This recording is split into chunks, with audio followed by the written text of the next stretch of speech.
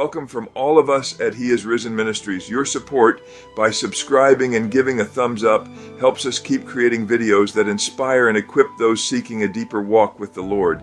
I want to talk with you today about something every single one of us faces, not someday far away, but often much sooner than we expect.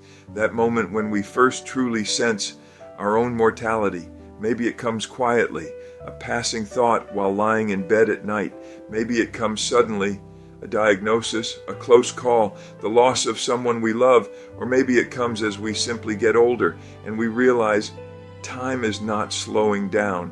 And when that realization hits, for many people, fear rushes in, a deep, unsettling fear, not just of dying, but of what comes after. And if we're honest, most people don't know what to do with that fear. They try to push it away, they distract themselves, they stay busy, they laugh it off. But it lingers, like a quiet question that won't go away. What happens to me? Am I ready? Is this all there is? Now, the Bible doesn't ignore this fear. It speaks directly to it. In fact, in Hebrews chapter 2, verse 15, it tells us that many live their entire lives held in slavery by their fear of death. That's strong language. Slavery, meaning, and it controls them, shapes their choices, haunts their thoughts. And maybe you felt that, or maybe someone you love has. So what do we do with that fear? Do we just accept it? Do we try harder not to think about it? Or is there something more? Let's slow down and walk through this together, because this is not a message of fear. This is a message of hope. Let me take you to a moment in Scripture. Psalm 23 verse 4 says, "Even though I walk through the valley of the shadow of death, I will fear no evil, for you are with me." Notice something here. It doesn't say we avoid the valley. It doesn't say we never think about death. It says, even though I walk through it, I will not fear. Why? Because you are with me. That changes everything. Now let's break this down in simple terms. Fear of death usually comes from two places: the unknown and the lack of control. We don't know what's coming, and we can't control it. That combination creates anxiety. Think about it like this. Imagine getting on a plane, but you don't know where it's going, and there's no pilot. That would terrify anyone. But now imagine something different. You know exactly where you're going, and the pilot is someone you trust completely. Suddenly, the fear changes. That's what Scripture is showing us. The fear of death is not just about dying. It's about not knowing and not trusting. But when we know and when we trust, everything begins to shift. Let's bring in another passage. In John chapter 14, verse 1 through 3, Jesus says, "Let not your hearts be troubled. Believe in God. Believe also in me. In my Father's house are many rooms. I go to prepare a place for you." Think about that. I go to prepare a place for you. Not a vague idea, not a hopeful guess, a prepared place for you. That means your future is not random. It's intentional, it's personal, it's prepared. Now let's put this into everyday life. Imagine you're moving to a new city. You've never been there. At first it feels uncertain, but then someone you trust calls you and says, "I've already set everything up. Your home is ready. Everything is waiting for you." That changes how you feel about the move. You're still going somewhere new, but now you're going somewhere prepared. That's what Jesus is telling us. So why do people still feel fear? Because knowing about something is not the same as trusting it. You can know the words, you can hear the message, but until it settles in your heart, fear still has room. Let's talk about a man who faced this kind of fear and suffering deeply. Job. In Job chapter 19, verse 25, he says, "For I know that my Redeemer lives, and at the last he will stand upon the earth." Think about when he said that. He had lost everything, his health, his wealth, his family. If anyone had reason to fear, it was him. But what did he say? "I know." Not "I hope," not "I think." I know. That kind of confidence doesn't come from circumstances. It comes from relationship. It comes from trust. Let's make this real. Most people don't fear death every day. They fear it in moments, late at night, in quiet rooms, at doctor visits, at funerals.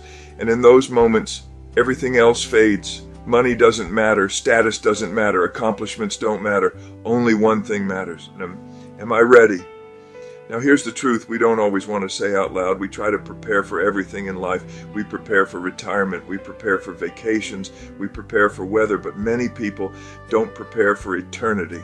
It's like spending your whole life packing for a trip and forgetting your passport. You get to the airport and suddenly realize you're not ready. That's what creates fear, not death itself, but being unprepared. So what should we do? Let's keep this simple. First, be honest about the fear.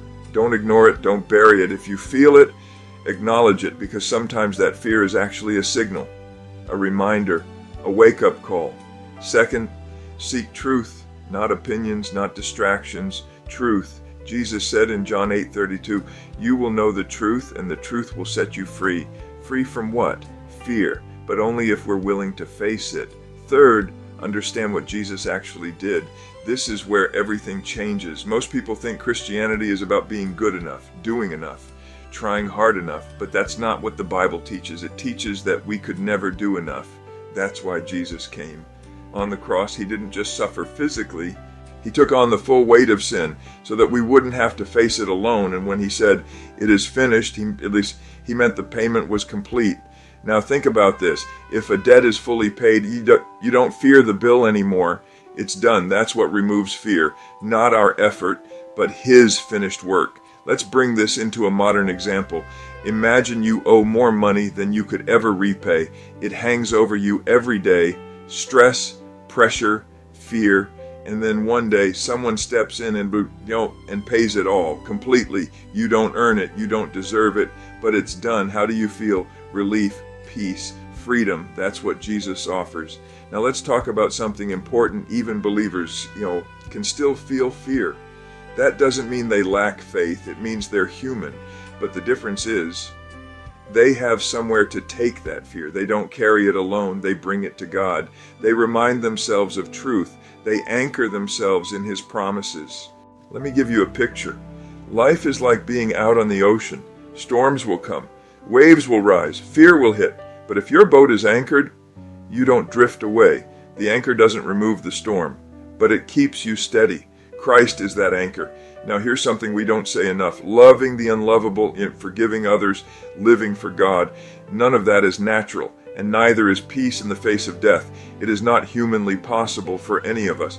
It is only possible by submitting to God's purpose, who loved us first. That includes this fear. You don't overcome it by trying harder. You overcome it by surrendering, by trusting, by placing your life in his hands. Now let's make this practical. What can you do today? Start with a simple conversation with God, not fancy words, just honesty. Lord, I'm afraid. I don't understand everything, but I want to trust you. That's where it begins. Then spend time in his word, not as a checklist, but as a source of truth. Let it shape how you think, because what you believe will shape how you feel, and how you feel, it will shape how you live. Let me give you one more picture. Think of a child walking through a dark room, alone. It's terrifying. Every shadow feels real.